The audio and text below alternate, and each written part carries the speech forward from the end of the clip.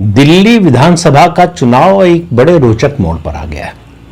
मुझे लगता है कि चुनाव की घोषणा से पहले शायद इस तरह के समीकरण या इस तरह के ध्रुवीकरण की उम्मीद बहुत कम लोगों को होगी। सवाल यह है कि इसका असर क्या होगा, चुनाव नतीजे को ये कितना प्रभावित करेगा।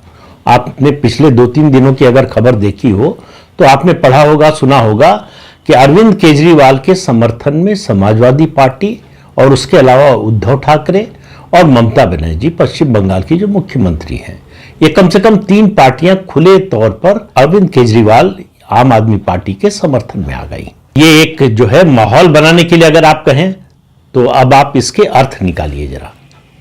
याद कीजिए, अजय माकन ने अरविंद केजरीवाल को गद्दार कहा था। उसके बाद अरविंद केजरीवाल की ओर से जवाब आया था कि हमारा जो इंडी गठबंधन है उसके साथी दलों से कहेंगे कि कांग्रेस को गठबंधन से निकाल दे। उसके बाद मामला लग रहा था कि शांत हो गया, लेकिन पर्दे के पीछे गतिविधियां चल रही थी। अरविंद केजरीवाल का ज्यादा प्रभाव है इंडी गठबंधन में, क्या ये कह सकते हैं? मुझे नहीं लगता कि कांग्रेस से ज्यादा प्रभाव होगा।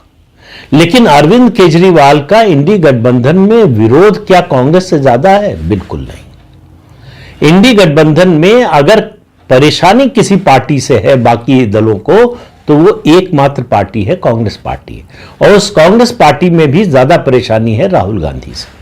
तो अब ये जो लोग इकट्ठा हुए हैं, इनको आप इस नजरिए से देखिए कि ये राहुल विरोधी जो राजनीतिक जमावड़ा है वो एक साथ आया है। लेकिन सवाल यह है कि दिल्ली विधानसभा के चुनाव में क्यों? आखिर ये जमावड़ा महाराष्ट्र में क्यों नहीं लगा, ये हरियाणा में क्यों नहीं लगा, ये जम्मू कश्मीर में क्यों नहीं लगा, और ये झारखंड में क्यों नहीं लगा? तो दिल्ली की परिस्थिति जो है, आप इससे समझिए कि अरविंद केजरीवाल, मैंने पिछले वीडियो में कहा था, पहला चुनाव है उनके राजनीतिक जीवन का जिसमें वो एक भ्रष्टाचार के आरोपी के रूप में मैदान में है। इससे पहले वो अपने विरोधियों पर भ्रष्टाचार का आरोप लगाते थे, कभी सबूत नहीं दिया, लेकिन भ्रष्टाचार का आरोप रोज लगाते थे, बड़े बड़े भ्रष्टाचार का आरोप। और 2013 और 2015 में तो कहते थे सरकार आएगी सबको जेल भेज दूंगा। उसमें से कई लोगों ने, जिन्होंने मुकदमा कर दिया, उनसे माफी मांगनी पड़ी उनको।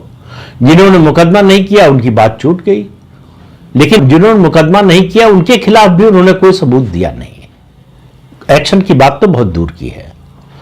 तो अरविंद केजरीवाल की राजनीति का यह हिस्सा है। लेकिन सवाल यह है कि ये चुनाव 2020 से कैसे फर्क है